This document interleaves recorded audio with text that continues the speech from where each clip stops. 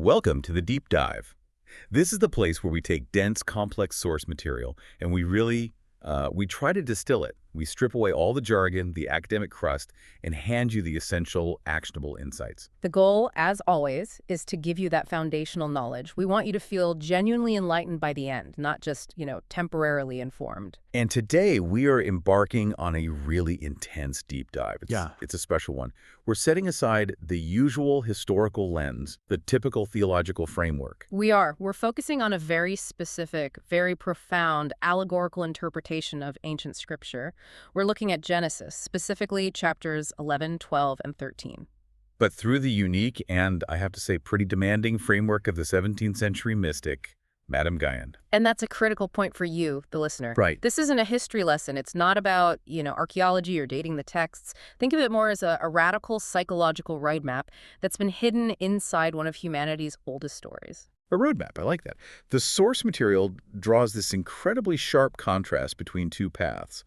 On one hand, you have self-will, human effort, striving, planning. And on the other, you have the path of complete self-denial, of surrender, abandonment to a deeper central guidance. For the learner, this is just invaluable. I mean, if you're feeling that constant state of information overload. Or jumping from one productivity hack to the next. Exactly. One spiritual method to another, always chasing the next technique. That feeling of being internally scattered, perpetually busy. Then this deep dive, which is really about simplicity and detachment, it offers a powerful diagnosis and a pretty radical solution. Okay, so let's unpack this. Our mission today is to explore how these two stories, Babel and Abraham's journey, really illustrate the consequences of where we place our trust. Do you trust in your own frantic, self-generated efforts, your clever plans, your detailed systems? Or do you surrender that and trust in a quiet, powerful internal guidance?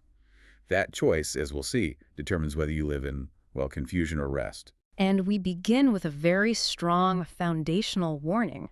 A warning against human ingenuity. We start with the Tower of Babel. Yeah. So the story of Babel. Yeah. It begins in a place you might not expect. It's a state of grace, unity. Genesis 11, verse 1 says the whole earth had one language and one speech. Right, but the source immediately takes that linguistic fact and turns it into a stunning psychological and spiritual concept. It's not just about dialect. No, not at all. It's describing a foundational state of original unity. It's symbolic. It means there was only one spirit speaking in them. Wow. I mean, just try to imagine that.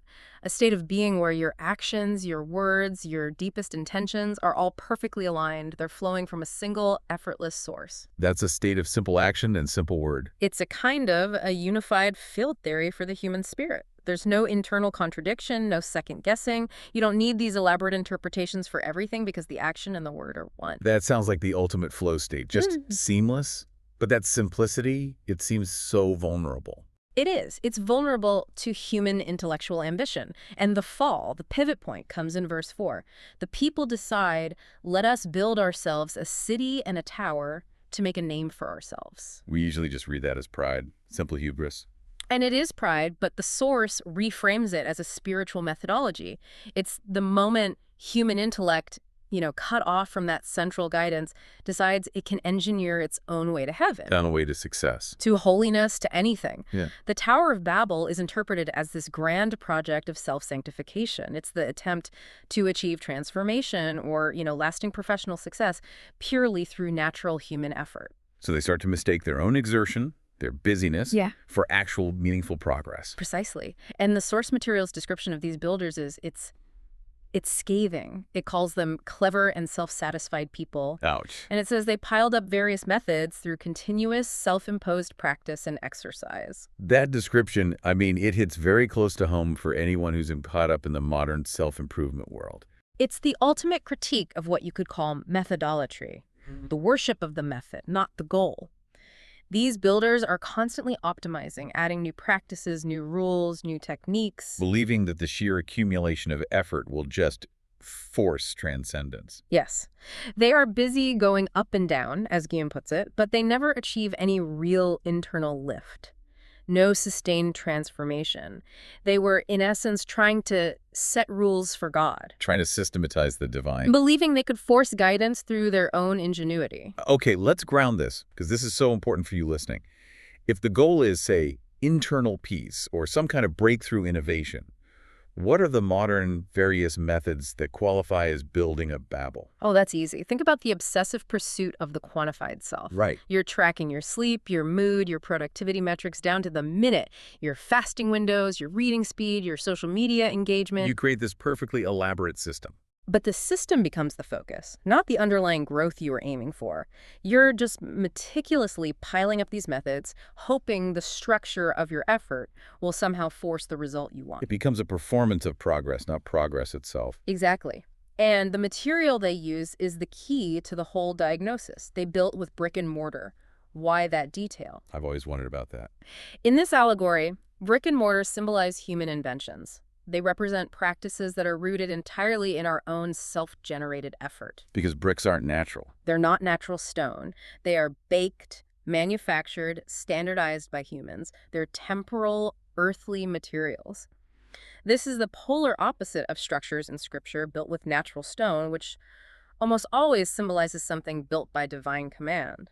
So if I'm trying to build my career or my spiritual life, using only my own bricks, my own clever systems, my relentless networking, my rigid, self-imposed schedules, Then you're trying to achieve an infinite, transcendent result using finite man-made materials. you're building something that might look impressive. Maybe it's even useful for a while. But it fundamentally lacks that foundation of rest and simplicity. And that is why God's intervention isn't just a punishment. Genesis says, "The Lord came down to see the city and the tower." The source interprets this as a judgment on the motive, on the nature of the work itself. The intervention happens for one reason. God had not built it. Any effort that comes purely from the self, divorced from that central guidance, is seen as rash and fruitless work. It's Right. just the product of willfulness. And this leads right to the core problem, the confusion, the loss of language. Yes, and the source argues this wasn't some arbitrary sudden punishment. It was the inevitable consequence of their whole approach. They departed from the simplicity of action and word. Exactly. When they chose to act based on self and individuality, when every person started applying their own clever method, their own system, their own interpretation of how things should be done, what did they generate? A multitude of voices. A multitude of internal and external languages. The result is an internal cacophony.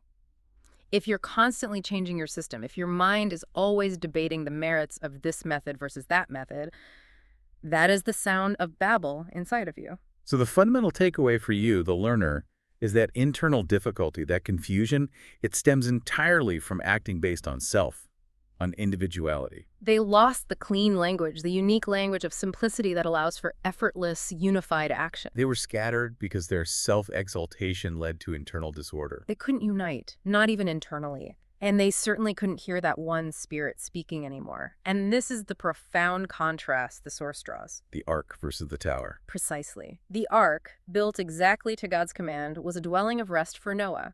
But the Tower of Babel, built entirely by human will and effort, Was a dwelling of trouble and confusion. that is a sharp diagnostic tool. If your professional life, your spiritual practice, if it feels like a constant state of trouble and confusion where all this relentless effort only leads to more fragmentation, You are building a Babel. you're relying on your bricks, not the blueprint. And the beauty of this reading is it tells you exactly why you fail. You fail because you're trying to force the result. The moment you try to take control of the process, you fragment your own internal language, and the whole structure just collapses under the weight of its own willfulness. That massive failure of self-will is the perfect setup for the real hero of this deep dive. If building up with bricks doesn't work, what does? Exactly. So now we move from the collective failure of Babel to the radical individual path of Abram. The transition from chapter 11 to chapter 12 is like a shift in physics. Babel tried to construct an ascent. They were building up. Abram is just called to move. Right, to abandon what is known and just, follow a guidance he doesn't fully understand. And that's the primary requirement in Genesis 12.1. Leave your country, your people, and your father's household. This isn't just a geographical command. It's a command to the heart. So what does this deep departure really mean for someone today? The interpretation is layered. The country represents our habitual ways of thinking, our intellectual comfort zone. Okay. Your people are your natural affinities. Your peer group, the specific school of thought or network you rely on for your identity. And the father's household. That's the deepest layer. Your inherited or fundamental self-attachments. the core assumptions you carry about yourself and the world. So you can't just change your job or move to a new city. You have to change the lens through which you operate. You have to. God speaks in the depths of the heart, showing Abram this habitable place, this rest and security. But the source is absolutely adamant that land is only accessible through the complete rejection of self and faithful following. And the source makes this fascinating connection to an earlier detail. Sarai was infertile, she was barren, while they were still in their home country. That's the allegorical key. Isn't it? Just as Sarai couldn't bear fruit while staying in her familiar place, the person who remains within themselves, clinging to their familiar habits, their systems, their self-attachments, is barren in the same way. You cannot generate true, lasting fruit. No new creative output, no genuine spiritual growth, no breakthrough innovation, until you initiate that radical movement and break those inner boundaries. Fruitfulness, then, requires this radical poverty and detachment, the promise of a great nation and glory in verse 2. It isn't achieved through Abram's hard work. Not at all.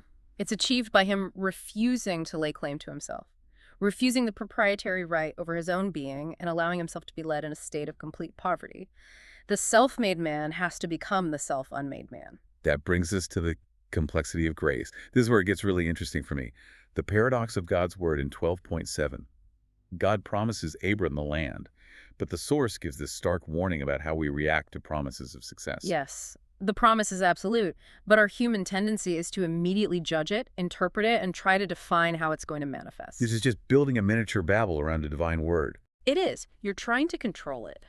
And the warning is that the truth of that word is only revealed in its fulfillment, and that fulfillment often proves very different or entirely contrary to what you expected. So if I get an insight, you're meant to write a great book, and I immediately start mapping out the genre, the length, the marketing plan. The publication date, the bestseller list. Right.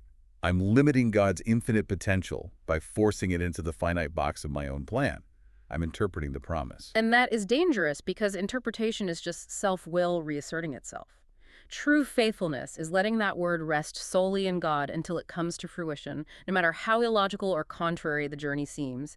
You trust the promise, but you surrender the path. That sets up what might be the most challenging psychological hurdle in this entire deep dive.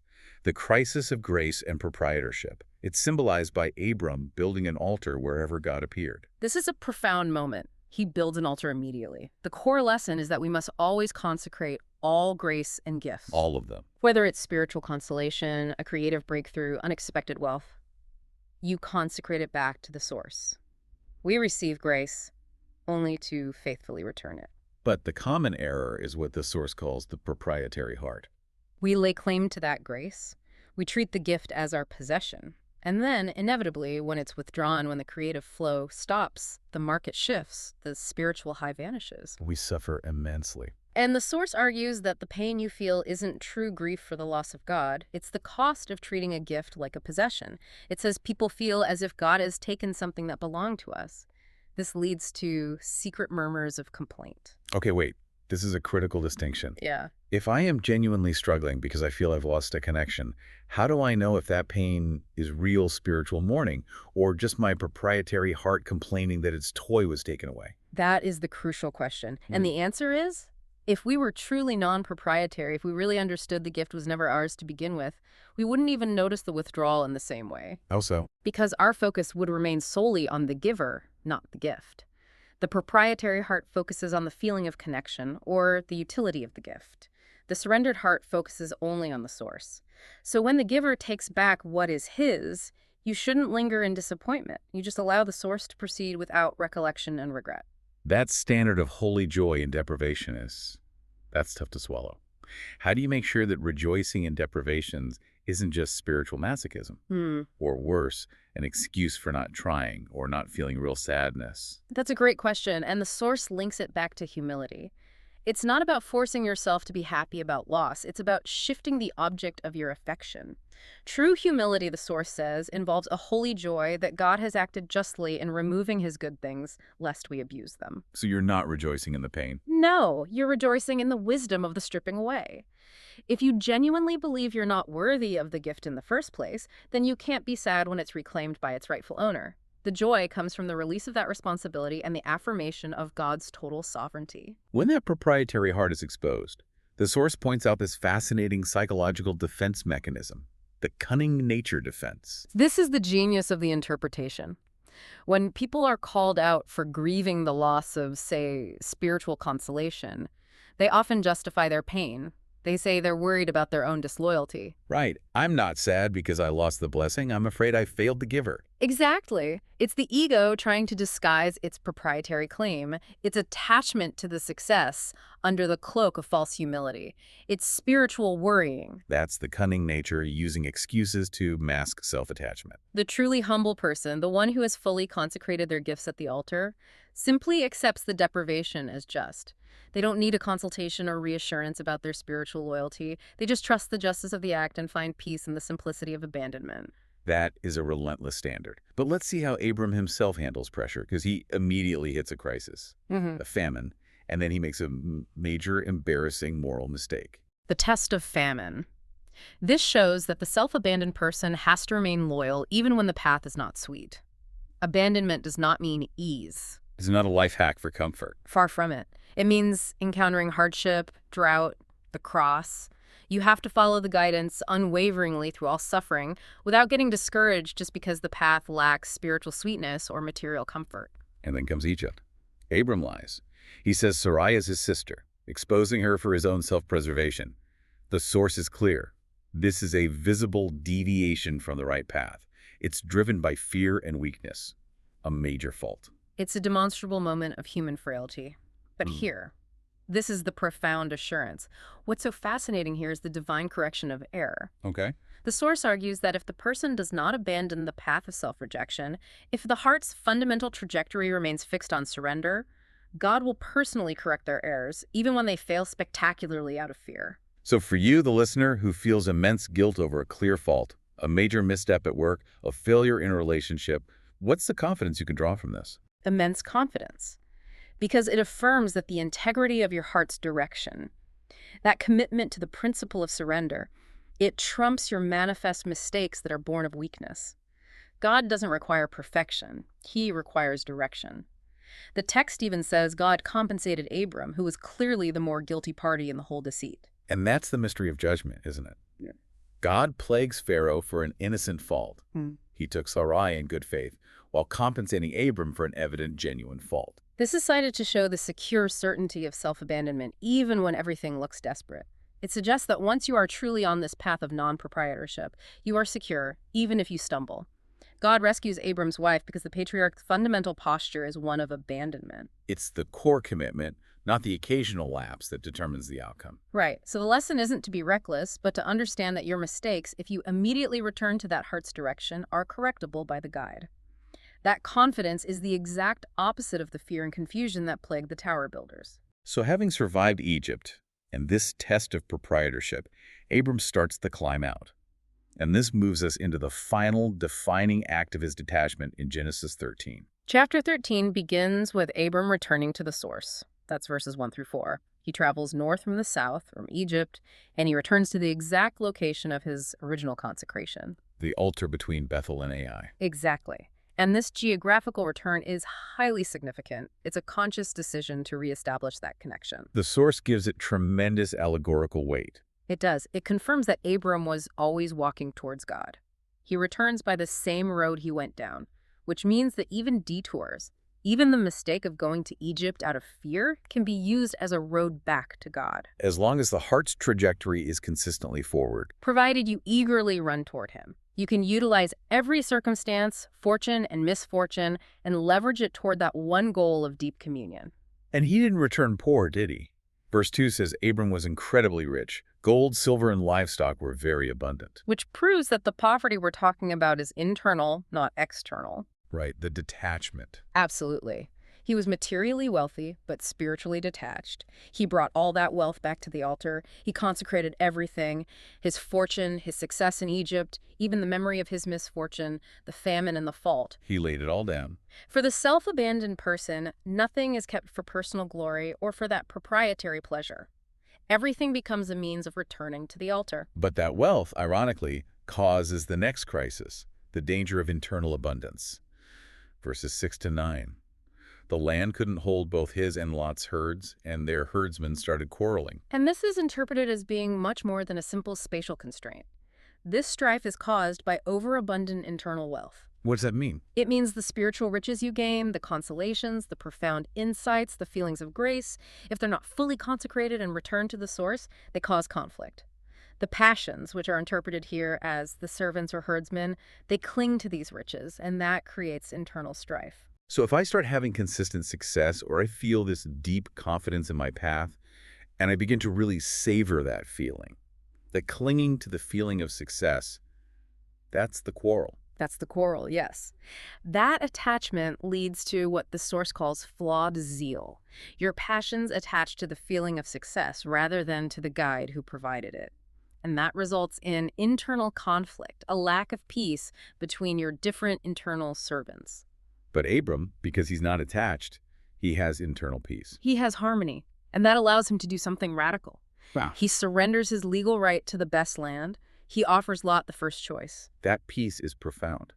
Abram has the priority right. He's the elder, he's the one who got the promise, yet he yields to the younger, less faithful Lot. And Lot, what does he do? He operates on natural desire. He sees the fertile Jordan plain, and he chooses it. The text compares it to the Garden of the Lord and to Egypt. The Egypt comparison is key. It signals his continued lesser state of detachment. He's choosing what looks good to the physical eye. And this sets up the crucial moment of the necessity of separation. We often see this as a sad thing. Abram and Lot splitting up. But the source insists it was God's purpose. God is not satisfied just by separating you from yourself, which was the goal in chapter 12. He must also separate you from anything that hinders communion. Even if that object seems intrinsically good. Like natural family affection. Abram was potentially hindered by his natural affection for Lot. There was a danger of falling into a certain natural satisfaction with Lot's companionship. The relationship itself, while good, subtly displaced the absolute primacy of his relationship with the guide. So for you, the listener, the question is severe. Is the source suggesting that holding on to a business mentor, a specific network, or even a romantic partner who limits your vision, who subtly pulls you back toward the Jordan plain of natural desire? Is that a form of spiritual detriment that has to be surrendered? It certainly seems that way. Even positive, natural attachments must be consecrated, ready to be let go if they hinder that movement toward deeper freedom. And the moment that painful sacrifice of separation is made, the result is instantaneous. The unimaginable compensation. Verses 14 to 17. The text is very clear that God speaks to Abram with great tenderness immediately after the sacrifice. The sacrifice creates a vacuum that the promise immediately rushes in to fill. And what's promised is just, vast, all the land his eyes can see, progeny like the dust of the earth. The source emphasizes that God measures the temporal and eternal reward based on the degree of sacrifice made out of love for him. This is the essential rule of reward. For sacrificing one companion, Lot, God promises the most immense kindred imaginable. The compensation is immediate, and it is vastly disproportionate to the loss. If you surrender a finite source of comfort, a job, a relationship, a fixed plan, the return is infinite vision and limitless resource. The source uses that powerful parallel. The promise of a vast kindred after sacrificing one person is mirrored later by the promise of Christ as his descendant after he's willing to sacrifice his only son, Isaac. The return is always transcendent. we have to explore this idea of countless friends of another sort. The source says, by separating from imperfect spiritual persons or friends in the flesh, God grants friends found in God and for God. What's the difference? Friends in the flesh are those you're attached to through natural affinity, convenience, shared history. They can pull you toward the Jordan plain because their vision is limited by the world. Okay. Friends found in God are connected not by shared circumstance, but by a shared transcendent purpose. They don't cling to you, they amplify the central guidance within you. The source cites that powerful image from Isaiah. The barren woman shall have more children than the married woman. So the detached, surrendered life yields a greater spiritual abundance than a life built on natural worldly union. And that's profound, isn't it? Detachment is not loneliness. It is the prerequisite for transcendent connection. And this finally brings us to the ultimate reward, the true land, in verse 17. Abram is told to rise, walk, traverse the land, for it will be given to him. The physical land promised is, of course, interpreted allegorically as Abram's own heart soil. The true inheritance is internal. It's not external real estate. It's the complete, unhindered freedom and mastery of your own internal landscape. The final implication, synthesized by the source, is this. As soon as the heart is detached from all earthly things and all proprietary claims, it attains complete freedom. The moment the internal clinging stops, the vision becomes limitless. It reaches as far as the eye can see. And through that faithful self-denial, you become the master of all things, because you've mastered the only thing you truly possess, your own heart soil. You've traded the confused brick-and-mortar structure of Babel for the limitless, tranquil land of Abram. So after all that, what does this entire journey mean for you, the learner, today? We've traced this critical difference between the self-imposed chaos of the Tower of Babel Where cleverness and constant effort just lead to internal fragmentation. and the radical freedom of Abram's path, which is defined entirely by surrender and non-proprietorship. This deep dive really gives you a powerful diagnostic tool. If you feel confusion, complexity, or that constant method chasing in your life, you are likely operating with a proprietary heart. You're clinging to the gifts, or the success, or the methods themselves. But abandoning control provides this unshakable stability, even when external chaos hits, famine, betrayal, whatever it is. The ultimate goal isn't success itself. It's the freedom and ownership of your own heart soil. It's the realization that radical self-denial of your claims, of your efforts, is actually the most direct path to genuine self-mastery and vision. And we establish that rule of reward. God's compensation for surrender is always immediate, it's vast, and it's transcendent. A massive compensation for a small, painful sacrifice, a vast kindred for one lost relative, the entire viewable land for just one choice surrendered. Which leaves us with this final provocative thought to carry forward with you. Consider this week, what temporary comfort, what ingrained elaborate method, or what natural affection? That relationship, that mentor, that comfortable routine. What are you clinging to that might subtly be preventing the guide's full compensation? That might be blocking the limitless freedom of your own heart soil. What small, necessary sacrifice of proprietorship could unlock a field of vision you never even knew you were blind to?